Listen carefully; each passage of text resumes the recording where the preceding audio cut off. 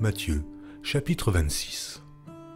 Lorsque Jésus eut achevé tous ses discours, il dit à ses disciples : « Vous savez que la Pâque a lieu dans 2 jours et que le Fils de l'homme sera livré pour être crucifié. » Alors les principaux sacrificateurs et les anciens du peuple se réunirent dans la cour du souverain sacrificateur appelé Caïphe, et ils délibérèrent sur les moyens d'arrêter Jésus par ruse et de le faire mourir. Mais ils dirent que ce ne soit pas pendant la fête, afin qu'il n'y ait pas de tumulte parmi le peuple.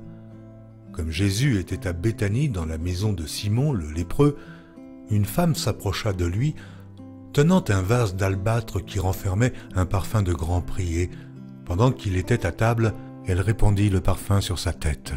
Les disciples, voyant cela, s'indignèrent et dirent : « À quoi bon cette perte ?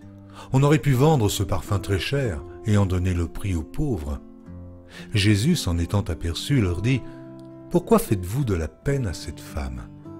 Elle a fait une bonne action à mon égard, car vous avez toujours des pauvres avec vous, mais vous ne m'avez pas toujours. En répandant ce parfum sur mon corps, elle l'a fait pour ma sépulture.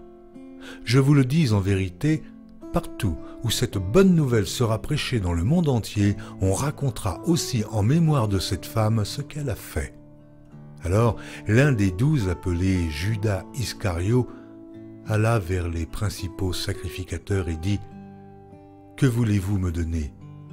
Et je vous livrerai. » Et ils lui payèrent 30 pièces d'argent. Depuis ce moment, il cherchait une occasion favorable pour livrer Jésus. Le premier jour des pains sans levain, les disciples s'adressèrent à Jésus pour lui dire : « Où veux-tu que nous te préparions le repas de la Pâque ? » Il répondit : « Allez à la ville, chez un tel, et vous lui direz : le maître dit : mon temps est proche.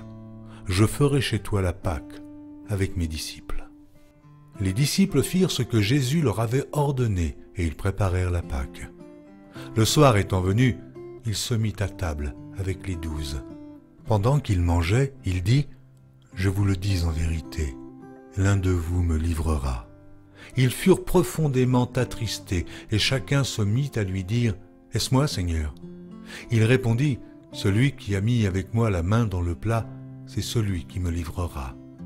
Le Fils de l'homme s'en va selon ce qui est écrit de lui, mais malheur à l'homme par qui le Fils de l'homme est livré. Mieux vaudrait pour cet homme qu'il ne fût pas né. » Judas, qui le livrait, prit la parole et dit : « Est-ce moi, Rabbi ? » Jésus lui répondit : « Tu l'as dit. » Pendant qu'il mangeait, Jésus prit du pain et, après avoir rendu grâce, il le rompit et le donna aux disciples en disant : « Prenez, mangez, ceci est mon corps. » Il prit ensuite une coupe et, après avoir rendu grâce, il leur donna en disant : « Buvez-en tous, car ceci est mon sang, le sang de l'alliance qui est répandu pour plusieurs, pour la rémission des péchés. Je vous le dis, je ne boirai plus désormais de ce fruit de la vigne jusqu'au jour où j'en boirai de nouveau avec vous dans le royaume de mon Père. » Après avoir chanté les cantiques, ils se rendirent à la montagne des Oliviers. Alors Jésus leur dit : « Je serai pour vous tous cette nuit une occasion de chute, car il est écrit : je frapperai le berger, et les brebis du troupeau seront dispersées.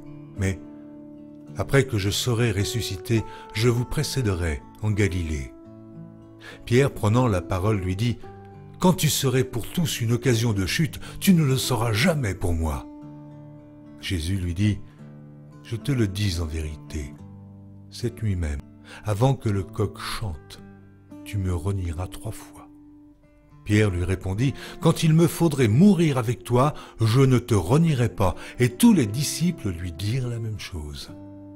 Là-dessus, Jésus alla avec eux dans un lieu appelé Gethsémane, et il dit aux disciples : « Asseyez-vous ici, pendant que je m'éloignerai pour prier. » Il prit avec lui Pierre et les 2 fils de Zébédée, et il commença à éprouver de la tristesse et des angoisses.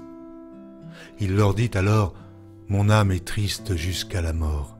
Restez ici et veillez avec moi. » Puis, ayant fait quelques pas en avant, il se jeta sur sa face et pria ainsi : « Mon Père, s'il est possible que cette coupe s'éloigne de moi, toutefois, non pas ce que je veux, mais ce que tu veux. » Et il vint vers les disciples et il les trouva endormis. Et il dit à Pierre, « Vous n'avez donc pu veiller 1 heure avec moi ?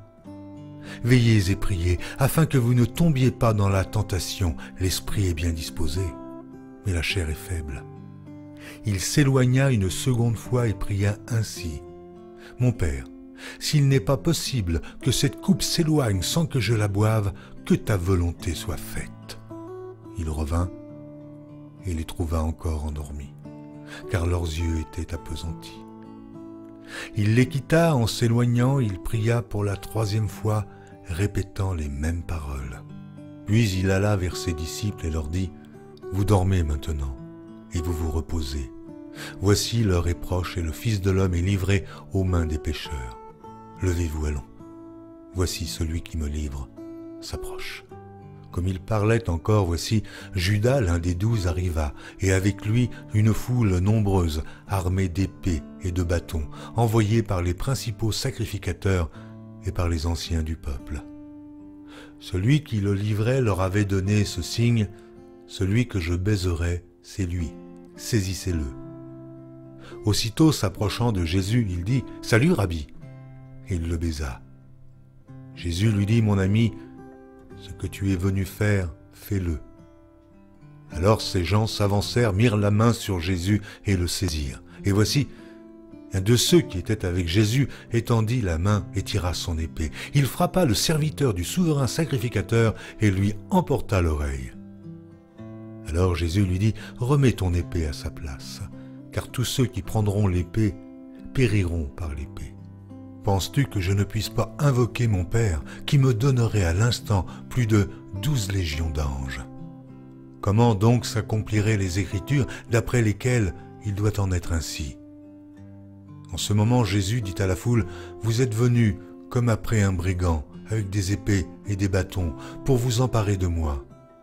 J'étais tous les jours parmi vous, vous enseignant dans le temple, et vous ne m'avez pas saisi. Mais tout cela est arrivé afin que les écrits des prophètes fussent accomplis. » Alors tous les disciples l'abandonnèrent et prirent la fuite. Ceux qui avaient saisi Jésus l'emmenèrent chez le souverain sacrificateur Caïphe, où les scribes et les anciens étaient assemblés. Pierre le suivit de loin jusqu'à la cour du souverain sacrificateur. Il entra et s'assit avec les serviteurs pour voir comment cela se finirait. Les principaux sacrificateurs et tout le Sanhédrin cherchaient quelques faux témoignages contre Jésus, suffisants pour le faire mourir. Mais ils n'en trouvèrent point, quoique plusieurs faux témoins se fussent présentés. Enfin, il en vint 2 qui dirent, « Celui-ci a dit, je puis détruire le temple de Dieu et le rebâtir en 3 jours. » Le souverain sacrificateur se leva et lui dit, « Ne réponds-tu rien? Qu'est-ce que ces hommes déposent contre toi? » Jésus garda le silence. Et le souverain sacrificateur, prenant la parole, lui dit, « Je t'adjure, par le Dieu vivant, de nous dire si tu es le Christ, le Fils de Dieu. » Jésus lui répondit, « Tu l'as dit. De plus, je vous déclare, vous verrez désormais le Fils de l'homme, assis à la droite de la puissance de Dieu et venant sur les nuées du ciel. » Alors le souverain sacrificateur déchira ses vêtements, disant, « Il a blasphémé. Qu'avons-nous encore besoin de témoins? Voici, vous venez d'entendre son blasphème. Que vous en semble ?» Ils répondirent, « Il mérite la mort. » Là-dessus, ils lui crachèrent au visage et lui donnèrent des coups de poing, des soufflets en disant, « Christ, prophétise, dis-nous qui t'a frappé. » Cependant, Pierre était assis dehors dans la cour. Une servante s'approcha de lui et dit, « Toi aussi, tu étais avec Jésus le Galiléen. » Mais il le nia devant tous, disant, « Je ne sais pas ce que tu veux dire. » Comme il se dirigeait vers la porte, une autre servante le vit et dit à ceux qui se trouvaient là, « Celui-ci était aussi avec Jésus de Nazareth. » Il le nia de nouveau avec serment. « Je ne connais pas cet homme. » Peu après, ceux qui étaient là, s'étant approchés, dirent à Pierre, « Certainement, tu es aussi de ces gens-là, car ton langage te fait reconnaître. » Alors il se mit à faire des imprécations et à jurer, « Je ne connais pas cet homme. » Aussitôt, le coq chanta. Et Pierre se souvint de la parole que Jésus avait dite avant que le coq chante. « Tu me renieras 3 fois. » Et étant sorti, il pleura amèrement.